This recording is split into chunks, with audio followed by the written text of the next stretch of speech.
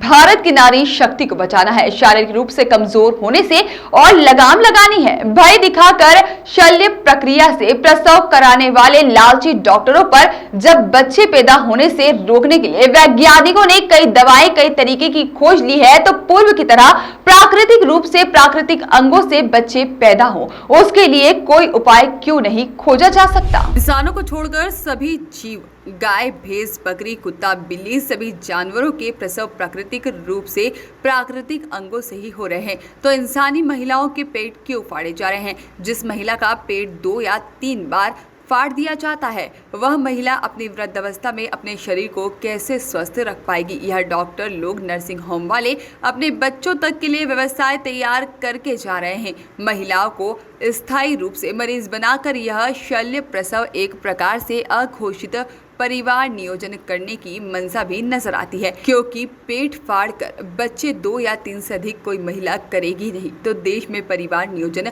स्वतः ही हो जाएगा। आइए आपको बताते हैं और क्या क्या कहा इस दौरान उन्होंने। आप कब कब करेंगे, क्या है, किस कारणवश आप ये पुतला दहन कर रहे हैं? पुतला दहन प्रतिदिन होगा, क्योंकि हम 3 माह पूर्व भारत की संसद के मौजूदा सभी 543 में से 537 सांसदों को कमिश्नर के माध्यम से ज्ञापन दे चुके हैं। हमारा मुद्दा है, हम मंदिर के सेवक हैं, कोई नेता तो है नहीं। हमारा उद्देश्य है सबकी भलाई, ईश्वर से प्रार्थना करके।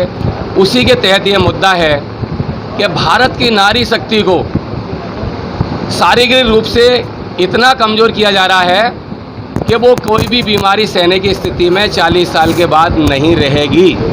वर्तमान सीजन में भी जब उसके टाँकों में जब पसीना आता है तब उसकी क्या स्थिति होती है। भारत की नारी को अप्राकृतिक रूप से शल्य प्रसव द्वारा, सीजर डिलीवरी द्वारा पेट फाड़कर जो प्रसव कराए जा रहे हैं, उससे भारत की नारी शक्ति कमज़ोर हो रही है, नंबर 1। नंबर 2, यह अघोषित नसबंदी है, क्योंकि जब नारी शक्ति का, महिला का पेट 2 और 3 बार फट जाएगा तो वो तीसरे और चौथे बच्चे के बारे में सोचेगी ही नहीं, तो यह अघोषित नसबंदी है। मेरा कहना है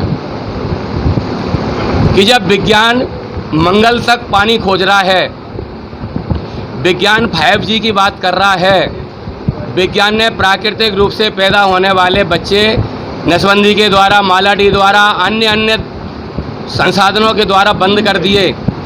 विज्ञान ने जब टेस्ट ट्यूब बेबी पैदा कर दी, फिर भैया पेट फाड़ने की जरूरत क्यों पड़ रही है? क्या विज्ञान कमज़ोर हो गया क्या? यह प्रश्न मेरा ग्वालियर शहर से प्रारंभ हुआ, मुख्य चिकित्सा स्वास्थ्य अधिकारी से,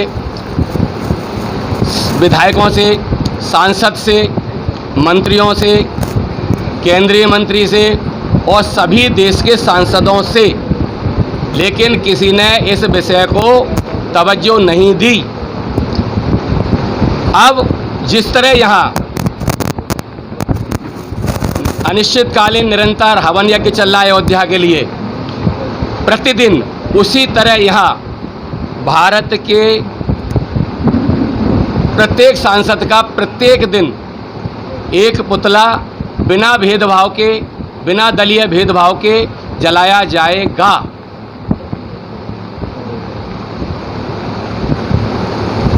कोई भी दल, पक्ष का या विपक्ष का, इस मुद्दे को सार्थक मानकर संसद में उठाने की बात कहता है, तभी उस दल के पुतले जलाना बंद होंगे। बाकी ये पुतले एक दिन की बात नहीं है, जितने दिवस हैं 537 दिवस पुतले जलने वाले हैं। क्योंकि 6 महीने में जब कोई नहीं जागा, शायद 537 दिन में उनको भारत की महिला शक्ति की बुद्धि आ जाए। मैं भारत की सभी महिला सांसदों से भी प्रार्थना करूंगा, निवेदन करूंगा कि इस मेरी मांग को, इस मेरे विषय को गंभीरता से लें और एकजुट होकर भारत की महिला शक्ति को बचाएं।